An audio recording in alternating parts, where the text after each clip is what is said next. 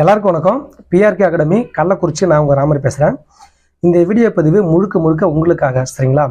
என்ன அப்படி சொல்லிக்கிட்டீங்கன்னா, நான் தனியாக படிக்கிறேன். சரிங்களா? எனக்கு நிறைய சந்தேகங்கள் இருக்குது. யார்கிட்ட கேட்குறதுன்னு தெரியல.